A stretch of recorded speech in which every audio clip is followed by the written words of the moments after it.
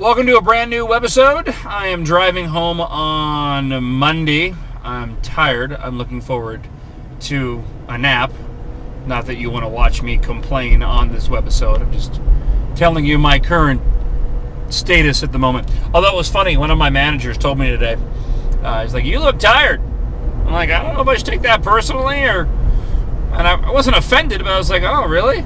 I felt kind of bad. And then I went, well, it is Monday. I did just get off the air from doing a 4-hour show. I think I can be tired. Looking forward to my nap. So we talked about Sun Tran and the strike today. They were working on a brand new contract, Sun Tran was, and it offered no wage increases.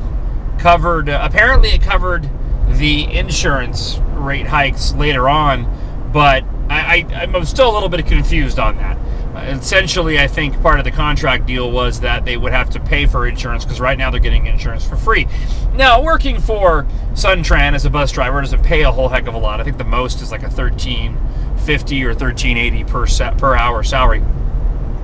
Translates to some $38,000, maybe $48,000 a year, something to this effect. Look, if you work for a union and you're trying to negotiate a contract and you don't think you're being treated fairly, it's your right to go and protest or to go in and to strike. Okay, I understand that. However, as was apparent during the calls today, you're going to find very little sympathy from individuals right now in this economy if you're searching for some kind of job security. Now, I understand that, and that's every right that an employee has to do what they feel is necessary. But I think what some people fail to realize is that there are a lot of people out there right now that would do the job that these Sun Tran workers are doing, that are now striking, that would be more than happy to do that job minus a job security just to have a gig. And I know a lot of the callers and the emailers today were saying the same thing. Now, that's not to devalue what a bus driver does, but it's a job you chose to do. Now, if you want to fight for it and think that you deserve better pay, that's your prerogative. But at the end of the day, if you end up losing your gig because Sun Tran felt they could get other individuals to go and do your job that wouldn't be so concerned about guaranteeing that salary or paying for insurance down the road, you've got no one to blame but yourself. The other facet of this whole thing, which we talked about on the show, is the city council. The RTA wants to take over Sun Tran, and more I'm beginning to see that this would have been a good idea, and this is a good idea. We can't afford as a city the tax subsidies that we give to Sun Tran. I don't think we charge enough for the bus fares, and that's why the city council continues to look the other way in terms of doing anything about giving the RTA Sun Tran, is because there are those in town that are afraid to pay those higher bus fares. And again, we've all had to take some kind of financial hit. And essentially, the city council has gone and put the Sun Tran workers' jobs on the line, even though they've chosen to strike. This whole thing looks like could have been avoided had our city council done the right thing, and that is negotiated and continue to negotiate with the RTA with a possibility of having the RTA take over Sun Tran. But I expect nothing less from our city council. I'm really concerned about the future of Tucson. I have been for a long time, but now even more so. You look at this situation, strikes going on.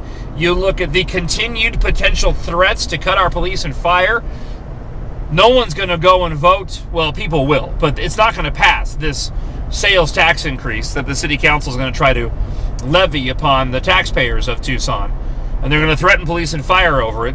In the meantime, we lost a lot of jobs and money from Raytheon when they decided to extend the latest, I don't know what you call it, program to Alabama instead of to Tucson. And we've lost the F-35, even though the F-35 ramifications wouldn't be felt for years to come.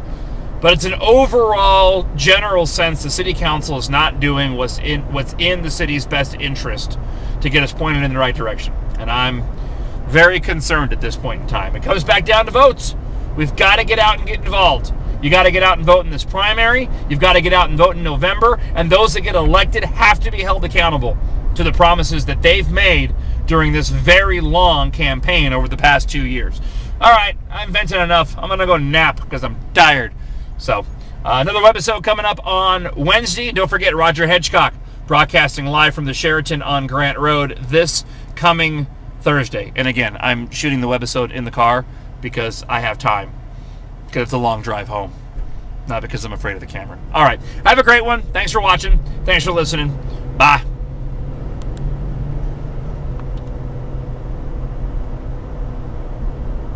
I hate it when it won't turn off.